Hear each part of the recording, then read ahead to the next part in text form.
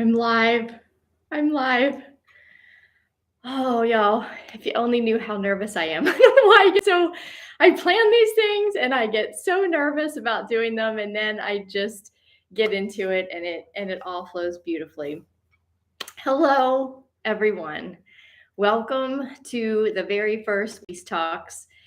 I have pivoted and redirected in my world and in my work so many different times, not because I'm unsure of what I'm doing, but mostly because I just keep pivoting to get more and more aligned with what I am, who I'm growing into. It seems to happen so quickly as we move through this massive transformation that we are in. And I've already been in a massive transformation for the last however many years 2008 is 14 years, and it just seems to speed up. And the more it speeds up, the more I change, and the more I get more and more clear on what it is I'm here to be, to do, and to have. And the more clear that I get, the more simpler everything seems to get. Hey Trish, hey Mom from Lewiston. Thank you so much for being here, y'all. I'm so like you guys have been my big supporters and have belief in me when I haven't had belief. So I wanted to oh man. Okay. I want to give a little bit of a background on why Peace Talks, why this series. I'm calling it a series because I'm realizing now that the Daily Tune In was a series and Peace Talks is a series. I don't know how long I will be called to do it. I'm going to be doing it until I'm called to do something else, until I'm called to pivot again. And the one thing that I have learned in sitting in the peace is how much I get called to pivot, to answer. It's always a different direction or a different expression of almost the same thing. The work that I've been doing for the last 10 years really has all been the same. It just has had different words put to it and different depths that I'm able to go in. The more that I expand in my own consciousness, the more depth I can go into. And the simplicity in which I'm being called forth into is, I believe, in order to create even more peace in my own life and even more clarity. And the more clarity that I have, the more I'm able to serve, and the more clarity I'm able to bring to others who are on the similar path, but simply just have something to take away from the perspective that I bring. Just like each of you have a perspective of peace that you bring. And when we talk about them, when we share our perspectives, it helps us all connect different dots of understanding. And when we have all these different perspectives of the same thing and we connect these dots, we have a whole picture of what peace is. So I want to give you a little bit of a background, whether you're watching this live or you'll come back on the recording. I want to give you a little bit of a background. I did do a video on the autumn equinox, a lengthier video on where I've been in the last couple of months, but just to condense that down for anyone who hasn't watched it.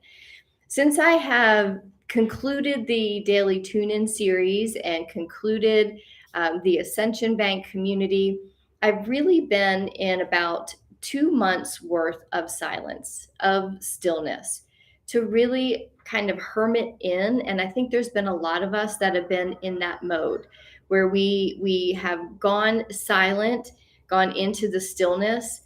And in that stillness, there were things that were called forth. There were experiences that were called forth from my own inner being, from my own spirit, that helped me understand a little bit more about the direction that I'm moving forward in, and where I'm being called to be. And where I'm being called to be looks really similar to where I have been in the last year, in the last 5 years. And yet it's just and I've talked about it for a while now on the daily tune-ins. It's just one little degree of not correction, but maybe a correction. So, I kind of use this example a lot. When the space shuttle takes off, if there's 1 degree of, they're off course, it takes you pretty far off course. So you have to correct course to come back. And that we all have this soul timeline and this purposeful work that we're here to do. And the whole ascension process is to evolve our souls to be on that soul's timeline. And I have been pretty clear for a long time that I am here to be a healer, that I'm here to bring clarity on the mind, clarity on consciousness, and bring it, kind of ground it down into everyday speak, into everyday comprehensions, how I experience it. I bring it forth in my own words. And that seems to have been what works for people. When we can ground down some of these spiritual principles into a way that we can put them in everyday life. I found that that has been my strength, because I have chosen a path that has taken me to a lot of different experiences that have been challenging as anything, and yet on the other side of these challenges, I can look back and see and understand the pathway to peace in all of them. So in these last two months, I've really gotten quiet and gotten still on this last year and a half of my life. And if you've followed on the daily tune-ins, or you know me personally, you know that this year and a half has been it's been weird, because on one hand it's been so extremely challenging, and on the other hand it's been so extremely transformational. And yet that is the pathway of transformation. It's putting ourselves into the cocoon that the caterpillar goes in. Doesn't go in there and just sit back and chill out and wait to become a butterfly. It goes in and has to break down to the gooeyest goo and understand that that gooey part is part of the process to then creating and blossoming into the butterfly. So this last year and a half for myself has been this paradox of extremely hard work, of being in the goo, and at the same time having these experiences in the stillness, in the quietness. And it has been very quiet, because the universe asked me to let go of so many parts of my life that were clouding my path, that were noisy on my path. And I had to just clear all of that out, looking back now. And without that, when we go into the silence, that silence sometimes can be extremely terrifying, because if we are used to the mind being loud, and our schedules being busy, and our work taken over our life, and it's so quiet that we say, oh, before I go to bed, I'm going to get quiet, and then we go in to get quiet and we fall asleep. So having to live in the noise of busyness for so long, for me, was really taking away my opportunity to hear what it was really, where I was really being led. And this year and a half, although very terrifying at times, has put me in a position, Gus, God, universe, spirit, put me in a position to answer a call that I didn't understand, that I understand more so. And I think it's going to take me a long time to really process this part of my life, to really fully extract all of the beauty and all of the wisdom that this holds. But in these last 2 months, I've really been able to extract a lot. And I've been able to extract still how I was trying to make myself busy, to keep myself busy in order to be doing something, in order to be feeling like I was making a difference, like I was doing something. And yet, when I had to finally step back, because I had burnt myself out with doing the daily tune in every single day, and then facilitating an online community, when I stepped away from all of that, I realized that I am here to serve in a way of sharing my experiences, sharing my knowledge of spiritual principles and how it ties together with hypnotherapy and changing and not changing and transforming the mind, the subconscious mind, to align with our spirit and with our heart. So I have this skill set that's now coming together in such a beautiful way that helps expand the perception that I have of my own life to be able to share these experiences even more. And also, I have also learned that being in community in an online setting isn't so much where I'm being led and where I'm being called.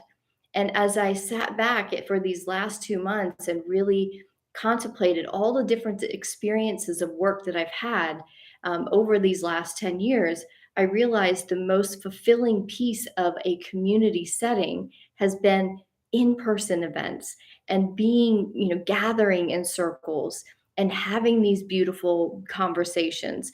And that is really where I'm being led to now. And starting, since I'm not quite there yet in a physical setting to do that, what is the other piece that has been so fulfilling is sharing with you my experiences and understanding how to use the energies that are coming in, how to decipher the energies that are all around us in this ascension process. And I do want to say that the ascension process is not this one thing that's happening right now. It has been the human experience, the spiritual experience of all humans since creation. It's just that it is now so prevalent because of the mass awakening, this time and prophecy time of a mass awakening has opened up this conversation even more. But it has always been the way of the human to to remember that they are a spiritual being having a human experience and to ascend into higher states of being to find heaven on earth. Jesus ascended into heaven. And yes, Jesus ascended into heaven because his physical body had to transcend. However, his life was living in heaven and just simply being with his community and sharing his experiences of being a mystic. And one of the things that I have really tuned into in these last couple of months is the mystical experiences that life is. And Jesus also taught, this isn't a religious thing. I'm just talking about the consciousness of Jesus. The Christ consciousness is that which resides in every single one of us. And that's what his teachings were all about, is we are all mystics. And the mystical experiences I have had in these last 2 months have really clarified and helped me understand that being in this state of peace in whatever I was going through in my world, being in the state of peace and hearing peace talk, then following what peace is leading us into is what gives us these mystical experiences, these miraculous experiences. And I've been able to journal just all of these experiences over the last just year and a half and understanding how much mysticism has unfolded in my own life simply by being in a space in this geographic location where there's a language barrier. There's not a quick fix for any of the challenges that I faced. When money was tight, I couldn't just go out and get a job. I had to be in first find peace and be in a space to hear the call, to hear peace talk. And I became very clear then as I went through and kind of contemplated my entire awakening journey and in all of these pinpointed um, speed bumps, the hurdles, the big things that come and you think, oh my God, the things that took me to my knees. There's so many different things that took me to my knees and over these years, because what spirit does when we start to awaken is starts to remove all of the things out of our lives that are no longer serving us. We hear those words all the time. And yet, if we are not spiritually aligned, we will have to clear out all that doesn't align with our spirit. If we are not aligned in the career or the work or the dharma that we are here to be, spirit will remove that out. And it seems, actually, I did a little, I've talked about this, the wheel of life. The wheel of life is all of the parts of our lives that are so intricate and integral to our own life. We have our spiritual life. We have, I put dharma here, but you can call this career. You can call this the work that you're here to do. I took it to the higher expression of it, into the dharma. What is the purpose that I am here to fulfill? What I know about that right now is to speak about peace. Because as I started my awakening journey, what I've come to realize is I have rebuilt all parts of these pieces where I was bankrupt spiritually. I was able to find a higher purpose, which tied into my dharma. And it is talking, and my dharma now is speaking about, and not necessarily teaching, but sharing my own journey from being spiritually bankrupt to now having the spiritual awakening and finding peace in all of the challenges that I faced as my dharma. And then as I went into the prosperity piece, that's the part I'm still working on. I have literally been bankrupt. I have literally lost lost homes. I've been through the really poor expression, and I'm moving into a higher expression of prosperity and creativity. Creativity is how do we find these, how do we find, what do we do in the stillness? How do we be in the stillness? For me, journaling, doing art, now with my husband, cooking or being just in the kitchen watching him. This is part of the creativity. I was bankrupt in this for so long in my life. I didn't even know I was creative because I was so busy, usually with the career thing and being in the doing of life, that I didn't have enough time to express. But this has now been full. I don't know if I'm fully expressed in it. I feel like I am. So that makes me feel very wealthy creatively. And then we have health and well-being. This was definitely for me. I was bankrupt in this. Well-being meant, but I was in anxiety my pretty much my entire life. When I look back on it, I didn't know that's what it was called at the time. I just thought, like, I was always stressed out. I was always worrying about something. And my well-being, I was completely bankrupt. And now I've never been healthier. As I've gotten healthier on the inside, my physical body has gotten healthier. So my health has expanded. And then my relationships, I have been completely bankrupt here. I've talked about, my first marriage, and that was pretty bankrupt, very bankrupt. And until I started my spiritual journey and started to get healthier and healthier in this, taking care of the spiritual part of this, took care of this, because it pulled Gus pulls it out when you choose the spiritual path. Like I said, Gus will start to move things out. And I got to a point where I had to move that husband out of my world because I was completely bankrupt. And being bankrupt here then affected my health and my well-being. It certainly affected my creativity, because how do you get inspired when you're just miserable here? And then through this expansion, I ended up meeting Bud, and I feel fully expanded here. It doesn't mean everything's perfect. It just means I know how to, because I'm on the spiritual path and I feel very wealthy in my spiritual life, I can then be in the peace when we butt heads, and know how to be. I know how to speak. And then we come up to the social and the fun aspect. The social aspect is the community piece. I feel a little bankrupt there. I feel a little lonely because I haven't had that, but I have been very wealthy in the community piece, but not so much at this particular time. So this is the part that I'm working on now. But what I've come to realize and taken a look at this whole thing is it looks like all separate parts. And for many humans, and I know this because I was living very segmented lives for so many years of my life.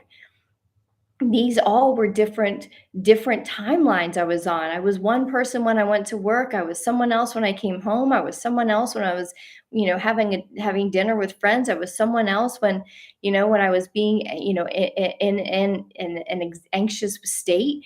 All of these were so fragmented. All of these were getting different energy, and when we are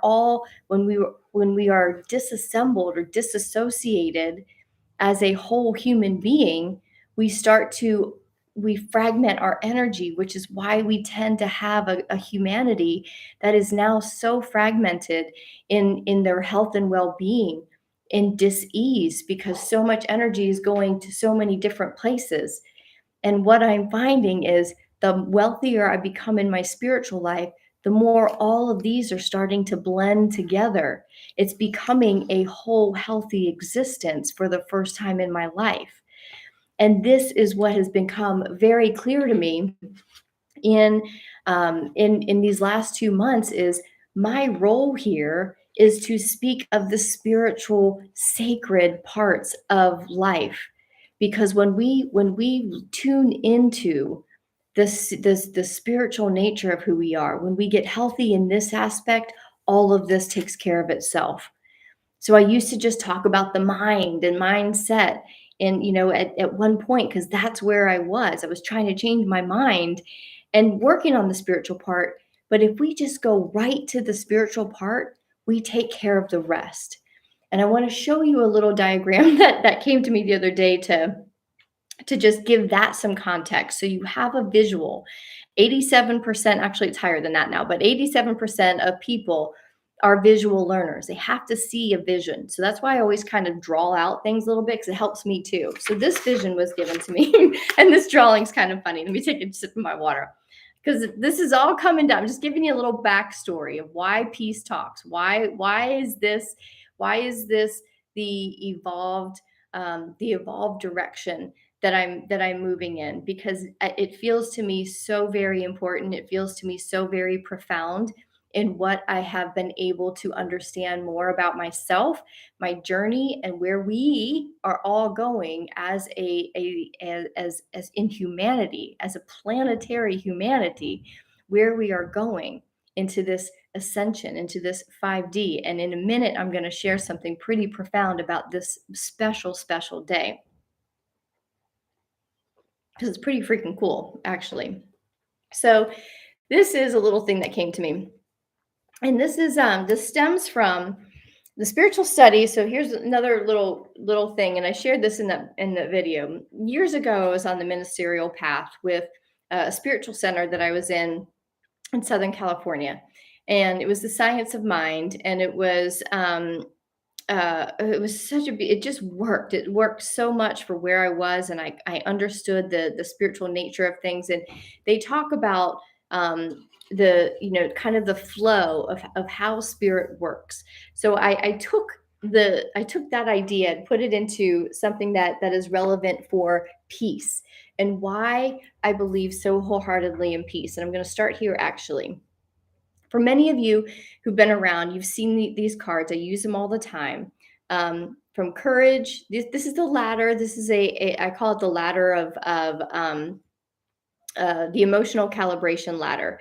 And I use these in workshops for a long time, with kind of calibrating, like, where am I on, when you start to tune into your emotional center. We've never been taught how to do that. So as we start to understand that we are multidimensional beings, we are not just our five senses, we are not just our physical selves. There's other parts of us. We have a spirit, we have this emotional piece. So this really helped give people a visual of understanding, how do I figure out where I am emotionally, and what does that even mean? So in these lower realms, which is where a majority of humanity is, and where we've been for many years, living in shame and guilt, fear, anxiety, all of these lower emotional intelligent spaces to be. Emotional intelligence means, where do you operate? What is your intelligence? We have the what's the IQ test? It tells you where you are, in intellectual intelligence, but we also have emotional intelligence. So operating down in the lower realms of emotional intelligence puts you in life constricting emotions. It means it constricts life. And when you are constricted, can you grow? Can you expand? When a plant starts dying, it constricts in, it just tries to suck out all the last bit of life in it. But we know where it's going. And quite frankly, staying in these lower realms, it constricts the being so much that eventually it has dis-ease. Being and operating in any of these is emotional dis-ease. Emotional dis-ease then affects the physical body and creates disease. And if it is keeps up, disease will take the body. It will suck the life out of the body. That is reality. That is truth. And if it's hard to hear, it's triggering something within you that needs to wake up and say that it can be changed. And we're going to talk about how to change that on these peace talks. Because when we rise up to the place of courage, we then get to an emotional calibration. We get to an emotional frequency that puts us in a life expanding emotion. When we are expanding, we are growing, our consciousness, our emotional intelligence grows. We start to realize more. We start to understand more. We start to understand the unseen world. And the unseen world is dictated by how we feel. When we feel, we become electromagnetic, we become electromagnetic fields for all the unseen to pull that into the seen. And I'm going to show you a little bit about more about what I mean by that. But take a look, we're taught, to be in love, to be in and operating from a place of love because it's always then expanding. And if we are giving and our compassion and empathy and coming from a place of love, we are not only expanding ourselves, but expanding the beings that we are operating with. But take a look at where peace lies. It lies almost at the very top. Peace is the place where spirit speaks to us so clearly. Now, all the way at the bottom here, shame is the lowest vibrational emotion we could ever be in. And if we operate in a place of shame and we are ashamed of ourselves, I say this all the time. You would never hear me ever say to my kids, you should be ashamed of yourself. That the word never came out of my mouth towards them because that's the last thing I want to put them into is a place of shame or even understanding what that meant, because that's putting them in the lowest operational emotion, and shame will take you out of this world faster than anything else. Now, if we get all the way at the top, bliss, being in bliss, and if you've ever been in bliss, you get those waves of bliss, they can be just as exhausting, right? So we can get these waves of bliss that come in and we just shower ourselves and allow ourselves to be in it. But staying there is almost it's not, it certainly isn't as detrimental as being in shame, but it's just not sustainable because it's such high energy. But being in a place of peace is the topmost rung that we can stay in, that we can be in, that affects everything, that it can affect everything from a planetary level to a universal level. So that then leads me into my drawing. My little person here is so funny. It cracked me up when I finally finished. I was like, that is the goofiest looking person. But coming back to the science of mind, everything starts with the spirit, right? Spirit, I put a sun. This is the symbol for God, universe, nature, the spirit within. It's the spirit within you is connected to the all one, the source. So as spirit speaks to you, through you, you become a channel of peace. And when you transcend even love, you come up to a higher existence. It lifts you up in a frequency to where you are above the body. You are above the world almost, not almost, but in consciousness. You are floating atop. You have a higher perspective. Your perspective when you are in peace and you are in a challenge, when you can find peace in that challenge, you can then look at that challenge from a higher perspective, from a higher level of emotional intelligence, and see it completely different than if you are trying to look at it and be angry at it, right? Or be in fear of it. When you are in fear of it, you are matching, you're right there, it's in your face. It's in your face. But when a challenge, when you can rise up over it and from a place of peace and say, okay, this challenge is not going to have more power. I am going to have more power than it. I am going to find peace. And in that peace, I am going to take a look at it. Then you have the whole perspective. So being in a place of peace with every single part of your life, finding peace in all aspects of your life and rising up, you can then look at all parts of your life and see why your wheel of life may be stalled out. Maybe it's flat. There was a point when my whole wheel of life, almost every part of this was bankrupt. My wheel couldn't spin. My life could not move forward in ease and flow because I wasn't at peace with any of this. And what has kept my momentum moving and my growth and my transformation moving is I just stumbled onto the spirituality part first. First thing I did when my whole world fell apart in 2008, I stumbled into that place in California in that spiritual center, and I started to see things for a completely different way. I had never been taught to really look at the spiritual nature of things. It was, how do you make it happen? How do you fix it? How do you take care of it? And you do that from the five senses, which never gets us the results. It might get us a quick fix, but it doesn't take us to wealth in that area. So I stumbled into spirituality, and the more I grew there, the more I started to then understand that I could find spirit in the peace. And when we find spirit, it speaks to us. When we find peace, it speaks to us and speaks through us. Our souls then start to understand this communication. Okay, well, I mean, the soul always understands it, but our mind starts to understand it and it starts to hear. And when we start to then tap into the language of the spirit in the peace, when we allow peace to talk and speak, when we allow this voice to be louder than the mind and the ego voice, it then comes down into our soul. And that then starts to change our entire world. The body is the manifestation, it's our physical world.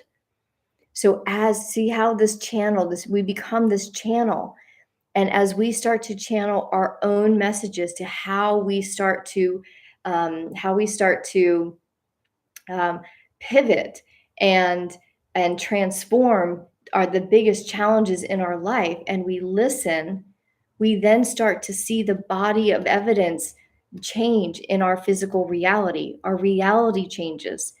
And the more we come into a more whole, healthy, and complete existence, as this starts to come into higher and higher expression, and if we start to become wealthier and wealthier in all aspects, we then have a wheel of life that is healthy. It flows. It starts to move. It picks up momentum. And when it starts to pick up momentum, our whole world then starts to change, our own individual lives. But then our soul starts to radiate in the ethers, in the universe, and it starts to comes into that frequency that affects the entire planet, all of humanity, all living creatures. It also affects the universe. So being in peace is one of the most powerful places we can be. And that is what has become so clear to me in these last 2 months is, Vidette, all you need to be is in peace. And you do that by letting go of all the things you're hanging on so tight because you should. You should hang on to this community because you built it and people like it and they want to hang out with you.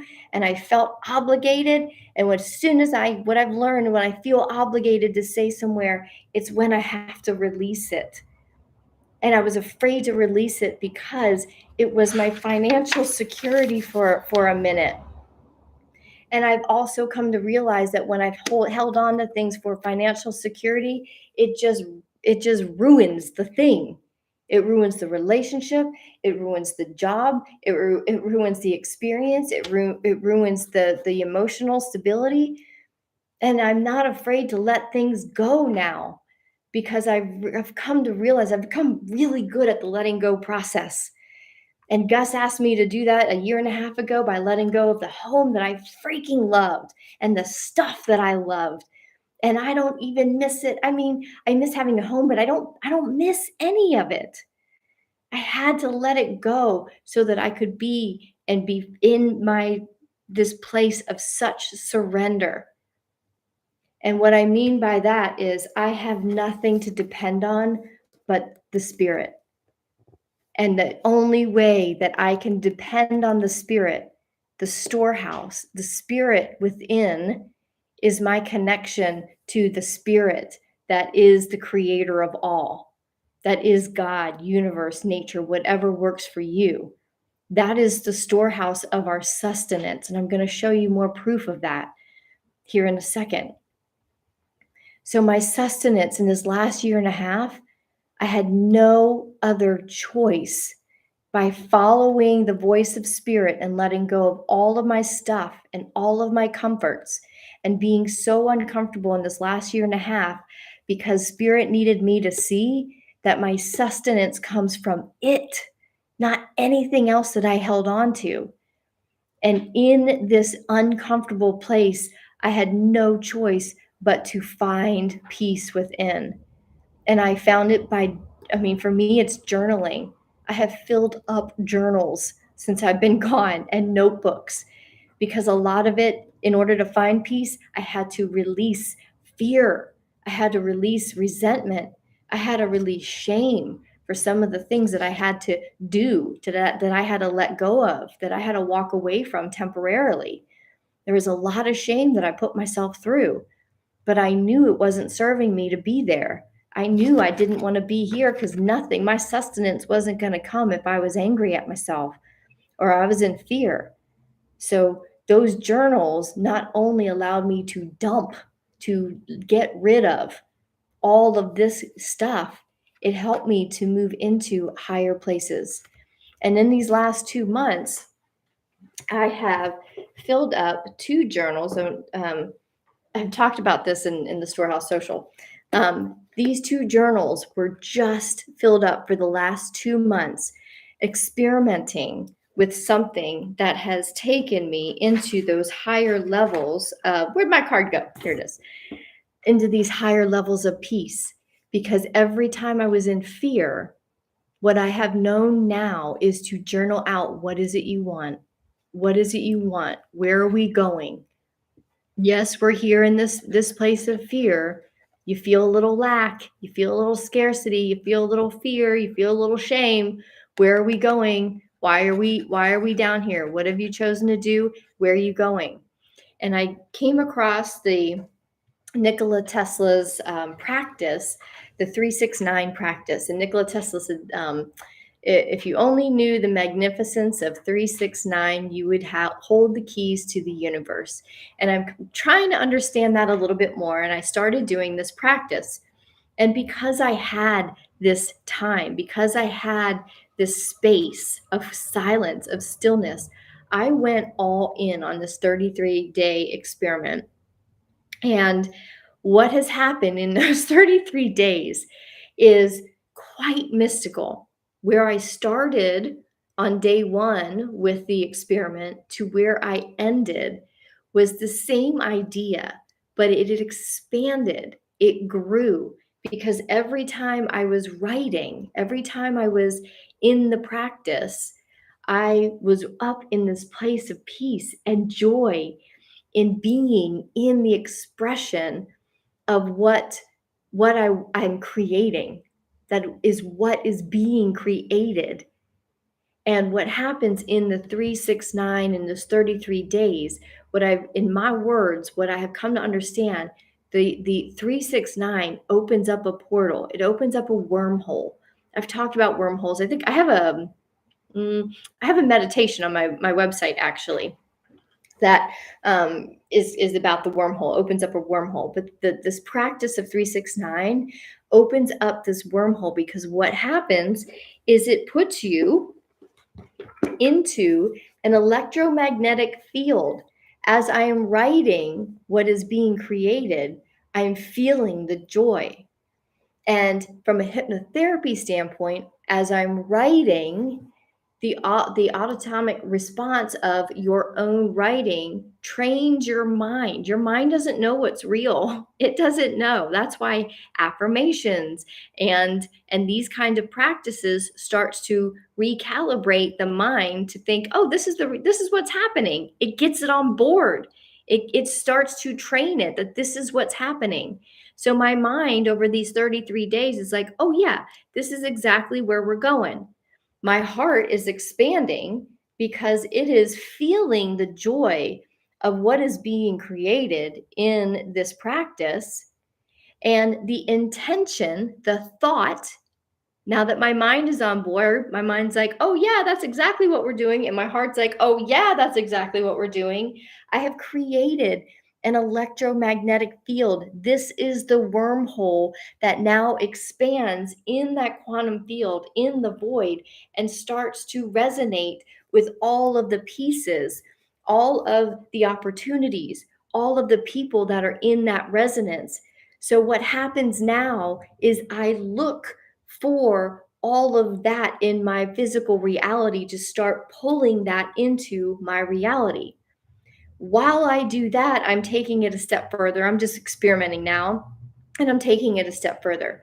But part of what started to resonate, new insights, new expansive ideas, part of this 33 days, I kept hearing at the very beginning in the first week or 10 days was peace talks, peace talks. And I was like, what's peace talks? What is this? And it has this has been revealed in this practice of becoming an electromagnetic field to pull in this new reality that I'm working on, that I am creating, not working on, I am creating, co-creating with the spirit. Because all of this, the way that it has transformed from day 1 to day 33 is getting more and more aligned energetically with what spirit is what spirit is asking of me. And part of this was the peace talks idea. It's not my idea. It was like, I'm going to go try this. It literally was peace talks. How do you bring peace? How do you tune into peace? But you know how to do this. You've lived some pretty challenging things, and you've always been pretty good at finding the peace in there.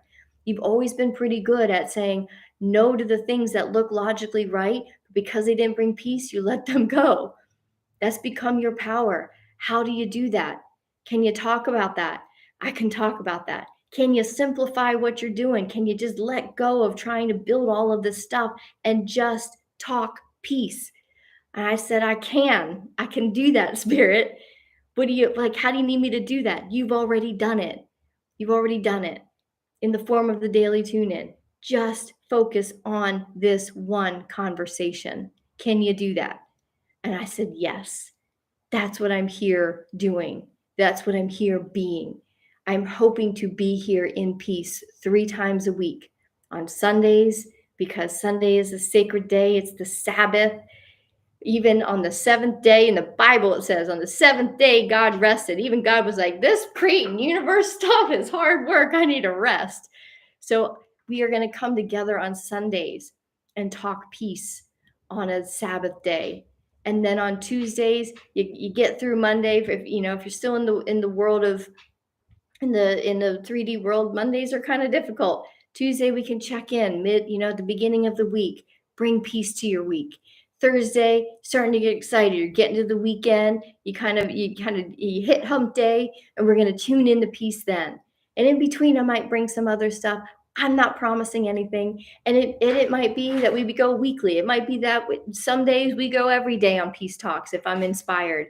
But without having the word daily in it, there's no expectation. This can be a conversation that moves and flows as we move and flow, and as I move and flow. we can continue to speak about peace, because peace is the thing that's going to get us from where we are now to where we are going. So let me share where we are going, because today starts something pretty freaking magical of where we are headed, where we are going. And today we open a doorhouse. We open a door and we step through a portal into a completely different year. So let me get my notes and take a sip real quick. Who else is here? Jan. Oh, hey, Jessica. It's good to see you. Trish, Mom. Okay. Yeah, Mom. No, nothing to depend on, but the spirit is everything. Yes. And yet, and that's like the pole shift. One last thing on that is, we have been so ingrained in this world to only to find answers to our biggest challenges just from our five senses. So when we talk about on the daily tune-ins, we kept talking about pole shift. The pole shift starts within. The pole shift is going from, we've been so ingrained in the south, going to the south node of our planet, of our body, or going into the physical, that we are now turning our true north to the spirit. And that's completely against the crowd.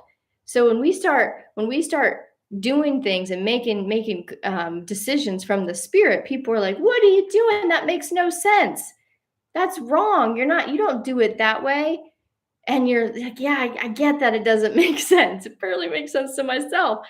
But when you start to walk that spiritual path and you start to do the pole shift to where my true north is only answering the spirit, not what convention says, not what the world says, not what my family or friends or my government or the TV says, I'm answering to spirit. That's where this pole shift, and it takes us. So when we talk about the pioneers, those of us who are saying, no, I'm not doing this anymore. This is the last part that comes into fruition. This is the first. My true north from here on out. I mean, it has been for a while now, but I'm so clear on it now in these last 2 months, like the clarity of, oh no, I only answer to spirit. And that's one of the things I've been driving Bud crazy with, because he is still very much here. He has an intuitive, there's something intuitive that understands this. So when I speak about it, he's like, I get it. Until he's like, this is how I think we should do it. I'm like, no, this says no. You can't explain spirit, right? Spirit doesn't make logical sense. So trying to explain yourself, I have learned, doesn't happen. So I just say, nope, not it. You can go do that if you want, but I'm not going there. I'm only doing it when spirit says, yes, that's it. That's it. So we are all kind of button heads who are trying to who are turning our true north, turning the poles to spirit-led world. So today, I need my notes for this, so I decided that I was going to do the first peace talks on today, the 25th. Literally the next day, I was turned on to this holiday.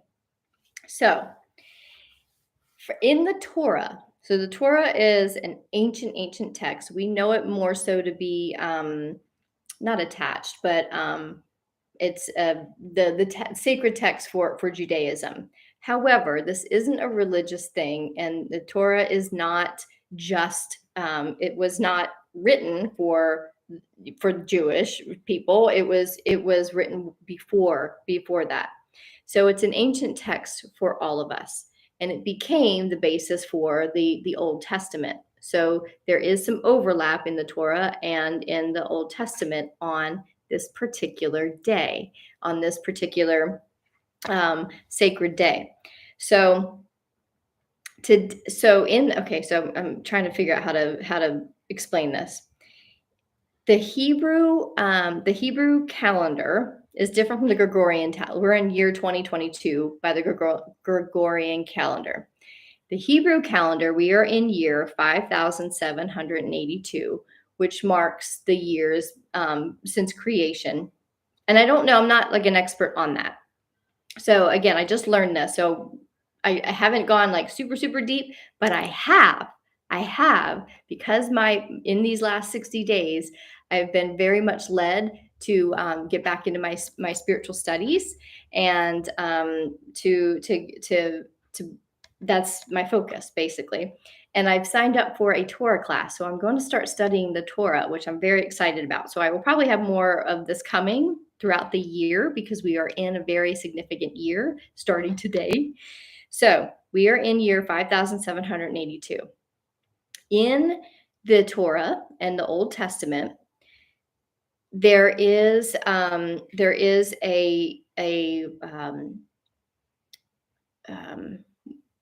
a story, but it says that every 7 years is known as a Shemitah year. The Shemitah year is what is known as a sabbatical year, or the Sabbath. So 7 is, 7 days. On the seventh day, God rested. It's the Sabbath. It's when we are to not go to work. We are to relax and tune into our spiritual lives.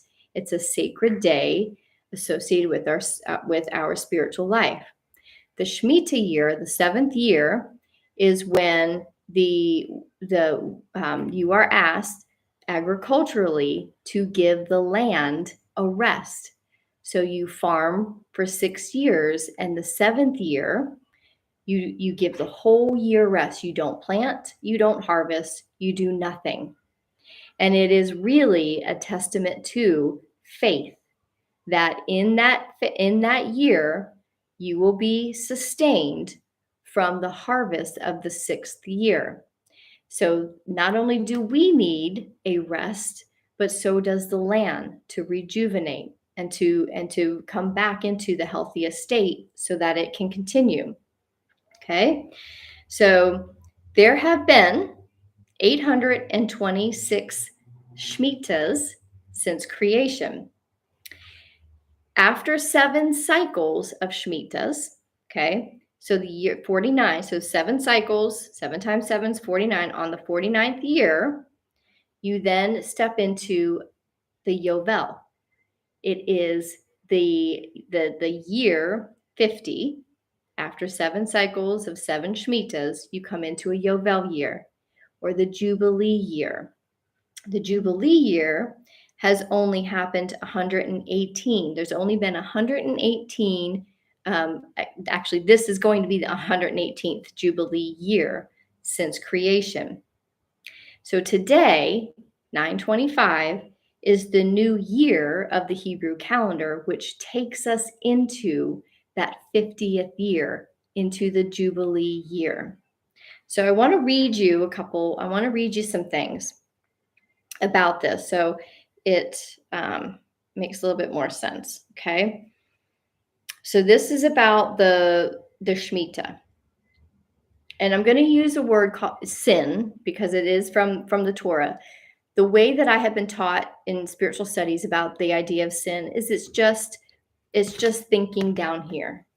It's thinking in the lower realms of intelligence. Doesn't mean it's wrong or right. It just means sin is any thought, any action that is not of the spirit. So just let's listen to it that way. So before the sin of Adam and Eve, the earth provided sustenance, not through the plodding and plowing of people, but rather through prayer. In the Talmud, the sage Rav Asi explains that vegetation did not break through the earth until Adam came along and prayed to, I'm going to say nature, so in case God is like a trigger for anyone, kind of like it can be for me sometimes, until Adam came along and prayed to nature to have mercy on earth. Once he prayed, the rains fell and the earth sprouted. The removal of the fruit from the tree of knowledge of good and evil can be interpreted as a decision to derive pleasure from God's earth, nature's earth, without paying attention to the consequences. Isn't that where we are now in our modern world? We just keep depriving the earth and taking from the earth and taking from humanity without any attention to the consequences. As a result, Humankind's working of the land was no longer within the context of safeguarding it, and thus the earth was cursed, sprouting thorns and thistles, only giving forth its fruit by the sweat of one's brow. So you had to work hard to grow anything. Okay, so here's the Shemitah. The commandment of Shemitah, the sabbatical year, in the portion of Behar enables a return to the ideal relationship between humankind and creation, coming back into balance between humankind and the spirit. The laws relating to the Shemitah year are numerous and complex, but there are 4 general commandments. The first is that the land should rest, as it says, the land shall rest, a Shabbat. Though this commandment is directed at the land, it is humanity's responsibility to return all of creation to proper relationship with God, with nature. Okay? When we refrain from planting, when we are sitting in peace from doing and creating and doing all things, when we refrain from planting and pruning, plowing and harvesting, or any other form of working the land or working our magic, the land is allowed to rest. We are allowed to rest and move towards achieving the union with spirit. The second commandment is to declare all 7th year produce, all of the goods, all of the abundance, all the provisions, ownerless and free for all to take and enjoy. The third general commandment is to sanctify all 7th year produce. We are prohibited to do any business whatsoever with the produce and obligated to ensure that it's consumed properly, it's respected, and equitably, and does not go to waste. The 4th commandment requires us all to absolve all loans from one person to another in the 7th year. Okay, here's the other thing, moving away from materialism. The conscious and meticulous observance of these laws and their application can expand our awareness of the true nature of reality. The mandated abstinence from attempting to physically and commercially control the land, and the positive commandment to give up all sense of ownership, all sense of control, right, of its produce can free us from the enslavement of the constant pursuit of material goods and the illusion that material things serve as a testament to our existence. So our material life does not prove our own value. Additionally, the sabbatical year provides an ample time to contemplate and understand that it is not through the strength or the might of our hand that the earth brings forth its fruits. This not only instills a deeper sense of faith and trust in God, but it allows a shift in how we relate to the earth. The earth must be viewed as a precious gift that has been entrusted to us, and therefore we must treat it in a caring and in sustainable way. So let's go into now, that was the Shemitah. That's the 7th. This happens every 7 years. But once every 50 years, the Yovel, the Jubilee year happens. The Jubilee year provided for a period of both social equality and ecological recovery. This is where we enter into. We enter into the Jubilee year today. Listen to this. The Jubilee is a year observed once in 50 years, following 7 cycles of the Shemitah. Like the Shemitah year, the Jubilee is one in which no agricultural work is to be done and the land is to lie fallow. But Jubilee has some additional rituals. I'm going to skip a little part here. It says, "You shall hallow the 50th year and proclaim liberty throughout all of the land, to all of its inhabitants. It shall be a jubilee for you." This verse is also inscribed on the Liberty Bell in Philadelphia. Furthermore, the requirement of returning land to its original owners meant that, in effect, land could not be sold or leased in perpetuity. This had the practical effect of ensuring that land did not concentrate and a small number of hands. Isn't that what happens? Like, the small number of people now own a lot of land, especially in the United States. One person just bought up 2.5% of our farmland. There is no coincidence in what is happening right now in our world. And spiritually served as a reminder that nothing on earth truly belongs to humans. This is made explicit several verses later in Leviticus when God states, "The land is mine. You are but strangers resident with me. It is all on loan." We don't own this. We don't control it. This Jubilee year is allowing us to economically, both Shemitah and Yovel entail a certain kind of social reset, preventing the over concentration of land and wealth in a few hands, the return of land to its original owners, which is all of us. Something very significant is happening in our world. It also says at the end of the Shemitah years, on that 7th year, the 6th year, chaos and war breaks out. We have had more chaos, more war.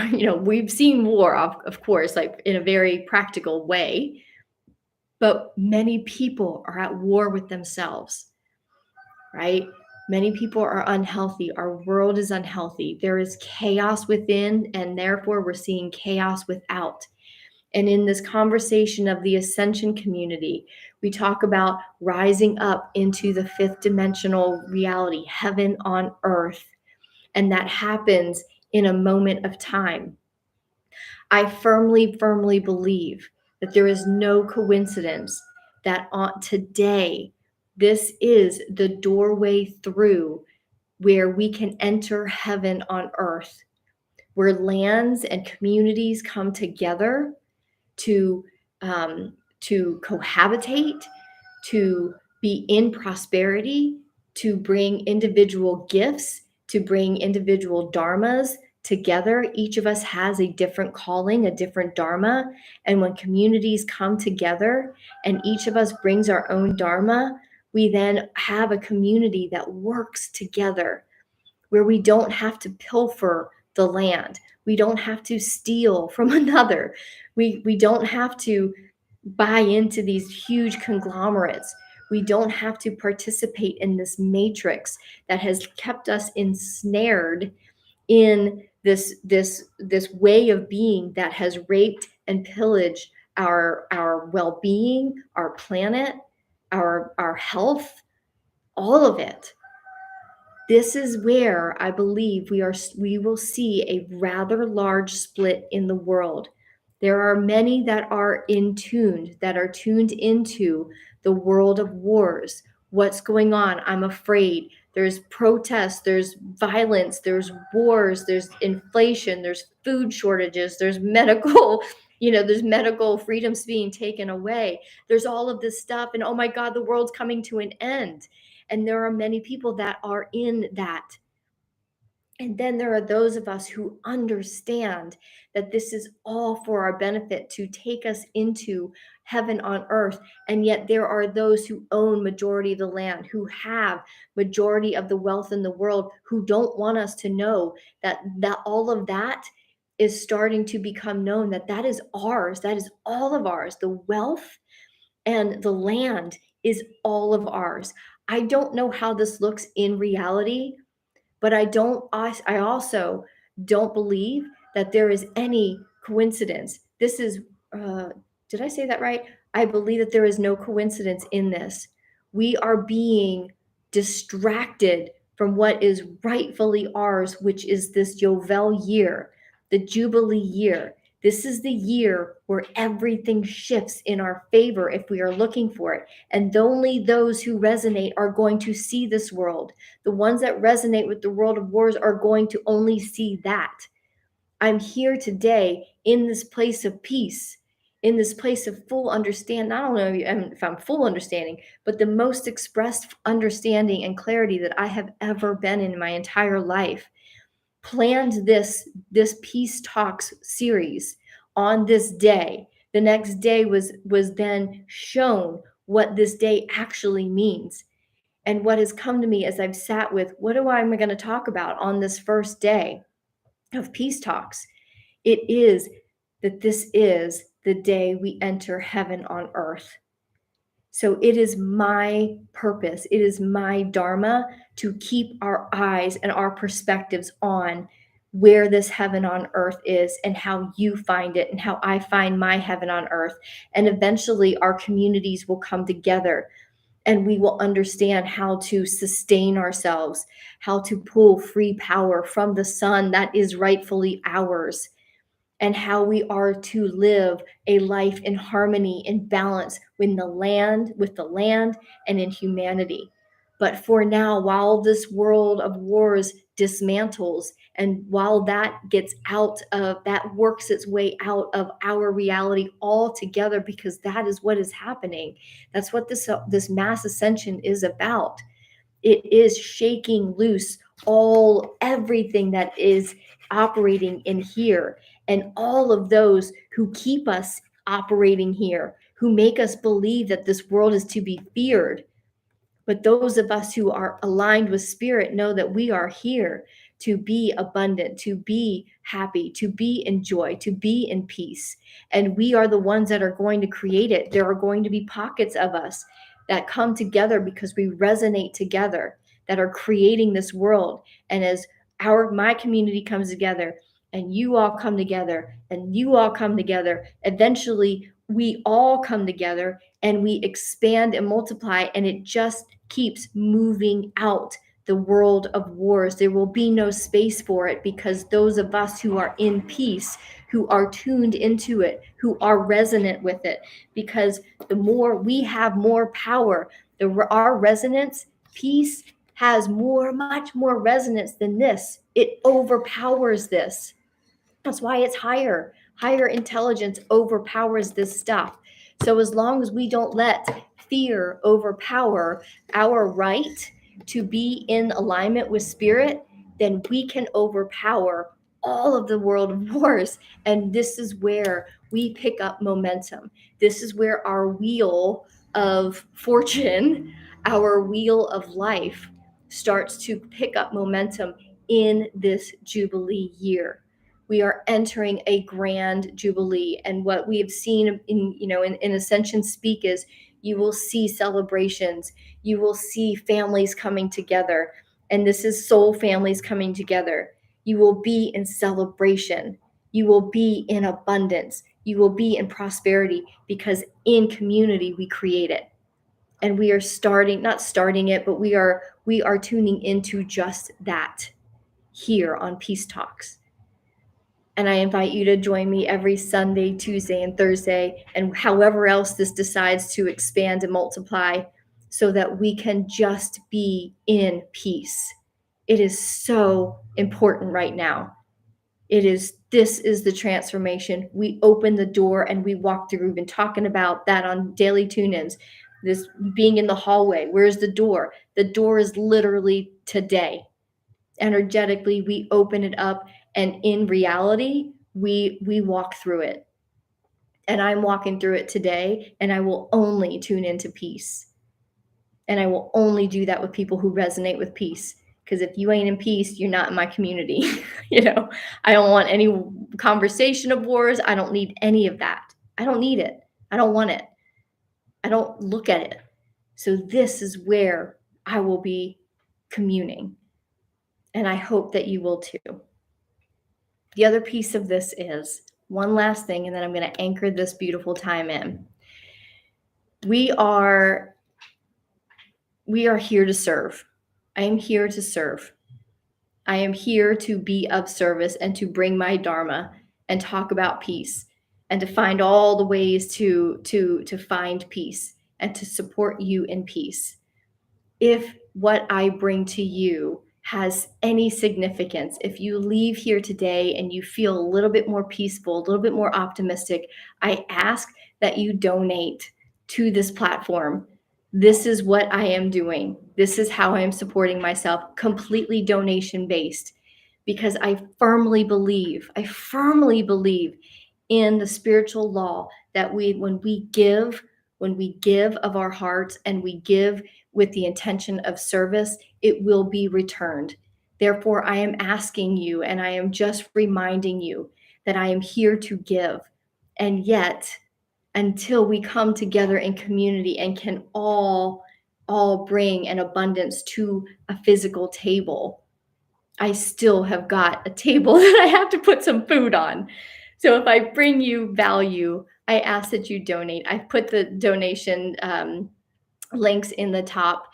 Tithing is in the Bible. We give of our fortunes. We give of our wealth in order to keep majority of it, but we give in order to invest in all that fills our hearts.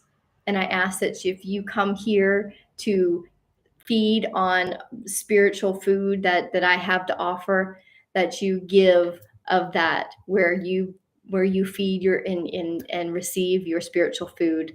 Please consider donating. I appreciate that. So in this moment, I would like to anchor this beautiful time in. This has gone a little bit longer. I don't think I will do an hour. There was just like the preset and the backstory to this. So, please come back. Don't be like, man, she's going to be on here for an hour and 10 minutes. This is just a little bit longer. I realize that. But I do want to finish with an affirmative prayer because as we know, we are sustained by what we ask for. And I want to ask Spirit in this moment as we all connect in from our I am presences back right here in the soul and the heart space of who we are, bringing yourself and your I am presence to the forefront. And as that happens, we all connect wherever we are in the world, all around the world, whether you're here live or whether you're here on the recording. It doesn't matter. We are all co-creating this moment of peace, this moment of inspiration. And on this grand Jubilee, I simply know from here on out, from this moment out, I know for sure that we start each of us start receiving the grand Jubilee, the energy of that. We receive it in our own lives. We receive it in our reality. We receive it in our hearts. And we start to open up and expand into a place of peace. Each of us is a channel of peace from here on out. We stay in peace no matter what is happening in the world, no matter what is happening in our lives. We know that it is happening in our highest and best good. And as we know that, we have it become easier and easier that we can stay in a place of peace and channel the voice of Spirit, because where peace is, peace talks. And that voice is Spirit. That voice is individual to you. You get exactly what you are required to hear and to be and to have in every given moment. You are not given anything that you can't handle, and you're not giving anything that is not yours. You are only given the voice of Spirit that is directly for you. And what is directly for you and directly for me, we come together and we bring that in sharing of ourselves and sharing of our I am presences. And in doing so, we start to create a resonance of peace around each of us. And no matter where we go, no matter who we're with, we bring peace. And as that starts to expand and multiply through community, through each of our I am presences, that expands and multiplies over the entire world. And where the peace expands into, darkness can no longer reside. We are the light. We are the peace. And we bring it powerfully. We bring it. We are the pioneers. We are the light workers. We are the peace that spreads. And we are the peace that brings this Jubilee year into full realization. We create the momentum. I see it already. I know it. And with that, I release this into the beautiful, expansive void, the expansive quantum field that only Spirit is in charge of. And Spirit's got this prayer. It's got this intention. It knows what it needs to do, and it's going to speak through each of us to make all of this happen. And we stay in this peace so we can hear and we can listen. I thank you, Spirit, for the beautiful guidance that you give us. I thank you, Spirit, for this beautiful community. I release this intention. I let it be. So it is. And so I let it be. Open the storehouse of goodness. Thank you all so much. I know I've gone long, so I'm not going to go through. I'm going to read all of the comments later, probably right after I end this. But I want to thank each and every one of you for being here, whether you're here live or on the recording. This is something that's, I feel like it's big. I feel like it's juicy. I think we're going to have some good conversations on peace talks, and I look forward to even seeing what we talk about, because who knows? I just listen and I bring the message that comes forth, and I'm so happy to be the channel of these messages. Thank you all. Mwah. Have a good one.